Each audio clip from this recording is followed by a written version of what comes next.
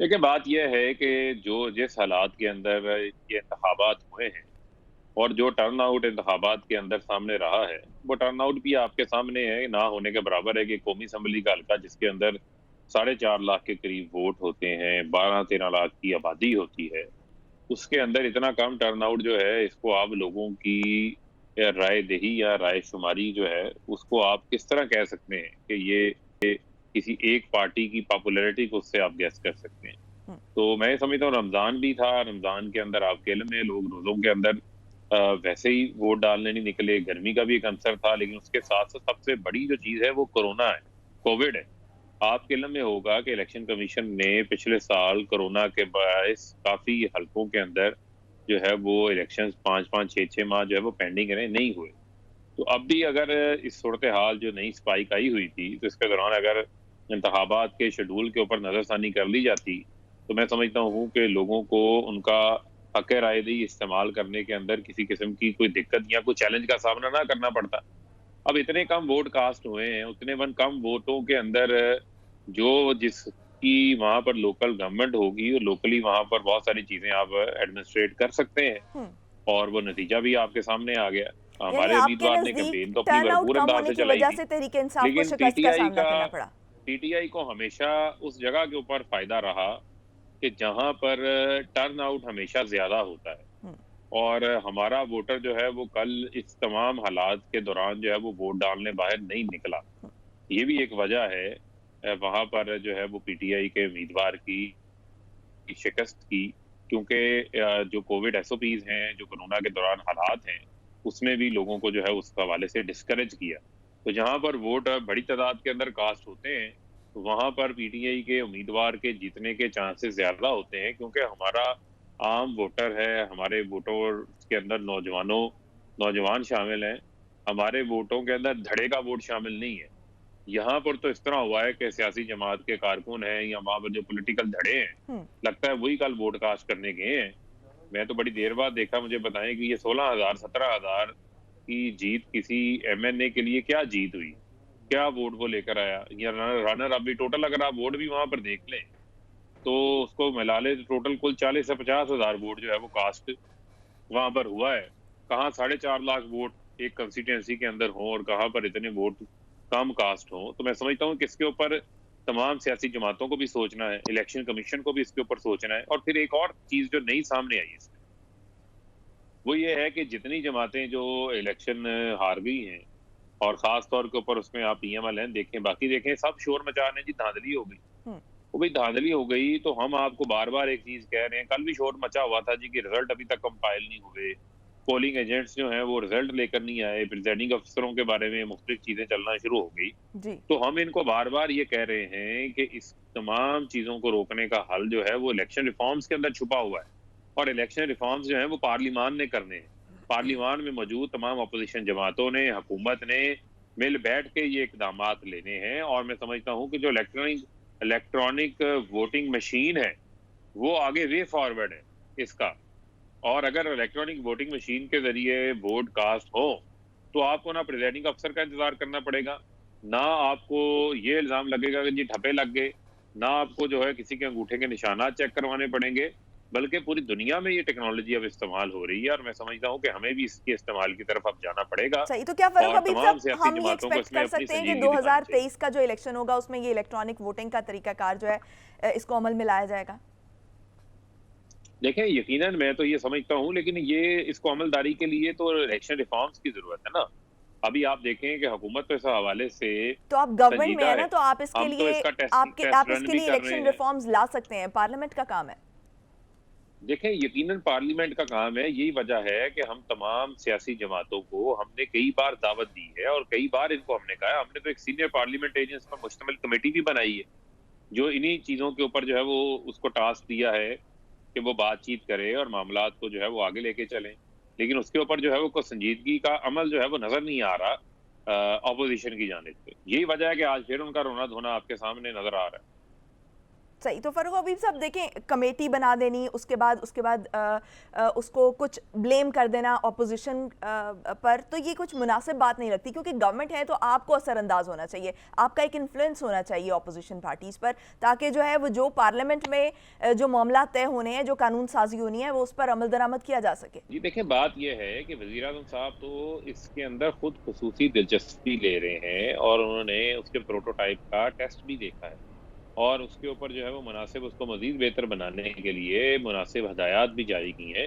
जो हुकूमत के एंड के ऊपर काम है, हुकूमत तो काम कर रही है, चाहे वो इलेक्ट्रॉनिक मशीनों की अवेलेबिलिटी के मुतल्लिका हो, चाहे वो कानून साजी के मुतल्लिका हो, लेकिन मैं समझता हूँ कि इसके अंदर अब अपोजिशन को भी एक ज़िम्मेदाराना रोल लेना पड़ेगा, अपोजिशन को भी एक ज़िम्मेदाराना किरदार जो है वो अदा करना पड़ेगा, ताकि ये जो धांधली के इल्ज़ामात लगते हैं, ये ख़त्म हो और जो इलेक्शन जीते, उस इलेक्शन के अंदर तमाम जमातें उसको कबूल करें। अब जो कराची के इलेक्शन के बाद की सूरत-ए-हाल सामने आई हुई है, वो भी देख लें, कोई नतीजा कबूल करने को तैयार नहीं है वहाँ पर। धांधली के इल्ज़ामात लगा रहे हैं, तो वो उसी सिस्टम की कमज़ोरी की तरफ इशारा हो रहा है ना। तो इस तरह तो इंतखाबात होते रहेंगे और हर इलेक्शन के अंदर इसी तरह इल्ज़ामात लगते रहेंगे। अगर उसकी बेहतरी करनी है, तो उसकी बेहतरी के लिए मैं समझता हूँ कि हुकूमत तो संजीदा है। अब अपोज़िशन जमातों को भी आपको सवाल उनसे पूछना चाहिए कि वो इसके ऊपर अपनी संजीदगी का इज़हार कब करें। ऑपोजिशन को भी अपनी संजीदगी जो है वो दिखानी चाहिए, संजीदगी का मुजाहरा करना चाहिए। अदील वड़ाइच, मैं आपसे जानना चाहूँगी कि ये जो NA 249 के नताइज हैं, इसको आप किस तरह से देखते हैं? क्या हुकूमत जो है वो इस वक्त अपनी पॉपुलैरिटी जो है वो खोती जा रही है? देखें, इसमें तो कोई शक नहीं है कि पाकिस्तान तहरीक-ए-इंसाफ की हुकूमत की परसेप्शन के बहुत सारे इश्यूज़ हैं। अगर ये अच्छे काम कर भी रहे हैं, लेकिन परसेप्शन के हवाले से ये उसको बेहतर करने में कोई कामयाब होते नज़र नहीं आ रहे। अब फ़ारूक हबीब साहब, इन्हें मैं मुबारक भी दूंगा कि ये वज़ीर मुमलिकत का उन्हें कलमदान सौंपा गया। इस जैसे फ़ारूक साहब जैसे हकीकी जो वर्कर्स हैं, सियासी वर्कर्स हैं, उन्हें पाकिस्तान तहरीक इंसाफ को अब जाके रियलाइज़ हुआ है और ये हुकूमत में जो जमात बैठी होती है उनका आलमोस्ट यही आलम होता है तमाम जमातों का कि जी इन वर्कर्स को, इन सियासी जो असल में जो पार्टी का असासा है, इनको आगे लेकर आना है।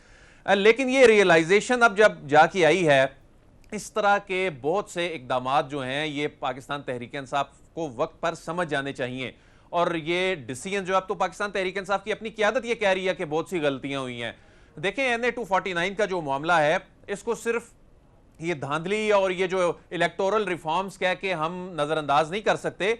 इसमें परसेप्शन के बड़े सीरियस इश्यूज हैं। फारूक साहब से मैं ये बल्कि क्वेश्चन भी करूंगा, फारूक साहब, कि आप नहीं समझते कि अगरचे मैक्रो इकोनॉमिक के हवाले से आपकी हुकूमत ने बड़ा काम किया है, बड़ी अच्छे दादोशुमार भी सामने आ रहे हैं, लेकिन अवाम की सफरिंग्स के हवाले से जो एक तासुर बन चुका है, उसको पाकिस्तान तहरीक इंसाफ की हुकूमत अगर उस तासुर को दूर नहीं करती और जो पंजाब में बहुत सारे गवर्नेंस के इश्यूज भी हैं उनको भी अगर एड्रेस नहीं किया जाता, तो 2023 के इलेक्शन जो हैं वो कोई ज्यादा दूर नहीं है। 2023 के इलेक्शन में फिर ये नताइज जो ज़िमनी इलेक्शन में जो नताइज सामने आ रहे हैं वही होंगे। अगरचे डस्का में इन्होंने जो अपना वोट बैंक है वो काफी हद तक इसको बेहतर किया था। जो डस्का में 2018 की सिचुएशन थी और जो अब की सिचुएशन थी, बड़ा कांटेदार मुकाबला हुआ था। लेकिन देखिए, जो कराची की सूरत हाल है, ये इनका एक स्ट्रांग होल्ड था, इनकी सीट थी और इस अंदाज में कि पहले से 5वें नंबर पर आके इस इलेक्शन को खोना, ये तहरीक इंसाफ के लिए लम्हा फिक्रिया है। फारूक साहब, आप क्या समझते हैं कि क्या वाकई ये परसेप्शन जो है इसे ठीक करने की जरूरत नहीं है? देखें, सब अच्छा तो नहीं है, ये तो फारूक साहब आप भी समझते हैं सब अच्छा नहीं है। अवाम जो इस वक्त एक सोशल मीडिया पर भी जो डिबेट है, जो क्रिटिसिज्म हो रही है, मैं समझता हूं पाकिस्तान तहरीक इंसाफ को इसको बड़ा पॉजिटिवली लेना चाहिए और इन चीजों को एड्रेस करना चाहिए। फारूक साहब देखिए, बात यह है अदील, हमेशा जो चीज होती है, सब अच्छा किसी भी हुकूमत के लिए नहीं होता और ना ही सब अच्छा की जो है वो बात करनी चाहिए। हमेशा जो है वो बेहतरी की गुंजाइश मौजूद होती है। लेकिन आप देखें, कुछ बुनियादी चैलेंजेस हैं कराची के लोगों के, उसको भी हमें मद्देनजर रखना पड़ेगा।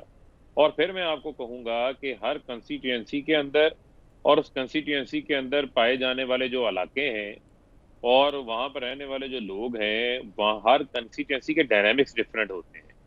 और मैं ये समझता हूँ कि वहाँ पर कराची के लोगों की जो महरूमियाँ हैं, उन महरूमियों का जो मुदावा है, वो मुदावा करने के लिए भी मैं समझता हूँ वफाकी हुकूमत को ही आगे आना पड़ा, जबकि सिंध की वहाँ पर हुकूमत है वहाँ पर पीपल्स पार्टी की, लेकिन उन्होंने कराची के लोगों के लिए उस तरीके से काम नहीं किया। लेकिन इसके बावजूद अगर आप देखें कि जो नताइज सामने आ रहे हैं, उन नताइज के अंदर बहुत सारी चीज़ें सामने आ रही हैं, बहुत सारे सवालात खड़े किए जा सकते हैं। लेकिन मौजूदा हुकूमत कराची के लिए तो कॉम्प्रिहेंसिव पैकेज लेकर आई है ना। मेन इशू तो इस हल्के का भी पीने का साफ पानी का था, जो टैंकर माफियाज के रहमो करम के ऊपर लोग वहाँ पर हैं। तो मौजूदा हुकूमत K4 के मंसूबे को जो है वो मुकम्मल करा रही है, उसको वापडा को दे दिया गया है वो मंसूबा, और वापडा उसके ऊपर काम कर रही है, उसके डिज़ाइन में तब्दीली लेकर आ रही है और उसको तकमील के अंदर लाने के लिए काम कर रही है। मास ट्रांजिट ग्रीन लाइन जो मंसूबा है, उसके ऊपर वफाकी हुकूमत उसको मुकम्मल करने जा रही है। और इसी तरीके से जो कराची के अंदर नालों की सफाई है, जो उसको वफाकी हुकूमत करा रही है, उसके लिए आपको जो कराची का फिर मास ट्रांजिट के हवाले से अगर बात करें तो KCR कराची सर्कुलर रेलवे, उसको अभी तक हमने जो है वो रीइंस्टेट किया है, उसके कुछ हिस्सा को, और बाकी हिस्सा को करने की कोशिश कर रहे हैं, जिसमें सूबाई हुकूमत की तरफ से हमें कोई ताउन हासिल नहीं है। और आप ये देखें कि एहसास प्रोग्राम का एक बहुत बड़ा हिस्सा जो है वो सिंध के अंदर लोगों के लिए गया है। वफाकी हुकूमत अपना काम कर रही है, आपकी बात ठीक है, उसको जिस अंदाज से ट्रांसलेट करना चाहिए, जिस अंदाज से पब्लिक के साथ इफेक्टिवली जो है वो कम्युनिकेट होना चाहिए, शायद उस अंदाज से वो हाईलाइट ना हो पा रहा हो। लेकिन उसमें यकीनन हम अपनी भी कमजोरियों का जो है वो जायजा जरूर लेंगे। और मैं समझता हूँ कि हर इम्तिहान जो है वो आपके लिए एक नई अपॉर्चुनिटी भी सामने लेकर आता है, और आपके लिए एक बेहतर मौका होता है कि आप अपनी चीज़ों को एनालाइज करें और उसमें बेहतरी लाकर आप दोबारा जो है वो मैदान के अंदर सही। उतरें। फरूक हबीब साहब, लेकिन मेरे जहन में यहाँ पर एक सवाल पैदा लेकिन होता है, इलेक्शन आपने रिफॉर्म्स का जो माफियाज की मामला है बात की। उसको आप नजरअंदाज नहीं कर सकते, लोअर टर्नआउट को आप नजरअंदाज नहीं कर सकते। बाकी जितनी बातें हैं उसके ऊपर आप कर लें, वो बेशुमार एंगल्स पे फिर बात हो सकती है। सही। फरूक हबीब साहब, आपने भी माफियाज की बात की, तो आपकी जो जमात है वो कंटिन्यूसली तसलसल के साथ माफियाज को मुर्द इल्ज़ाम ठहरा रही है, और आपको मैंडेट भी इसी चीज़ का दिया गया था कि तहरीक इंसाफ जो है वो इनके खिलाफ काम करेगी, इनके खिलाफ कुछ कार्रवाइयाँ करेगी, लेकिन आप भी इनके सामने सरेंडर करते हुए नजर आ रहे हैं। नहीं, देखें, बात यह है कि अगर इस वक्त इस मुल्क के अंदर कोई माफियाज के सामने कोई रुकावट है तो वजीर आज़म इमरान खान है। यहाँ पर तो माफियाज को परवान चढ़ाया जाता रहा ना। आप ये देख लें कि इस मुल्क के अंदर सबसे पहले अगर कोई शुगर मिलें लगाई तो वो शरीफ खानदान ने आगे लगाई थी, और सबसे ज़्यादा शुगर मिलें भी उनकी थी, और उसी माफिया का वो तहफ़्फ़ुज़ करते रहे, किसी को तौफीक नहीं हुई। मुशर्रफ दौर में इन शुगर माफिया के ऊपर हाथ पड़ा तो उस वक्त के जो जनरल रिटायर्ड शाहिद थे, उनको शाहिद अजीज आई थिंक उनका नाम था, उनको रिजाइन करना पड़ गया था।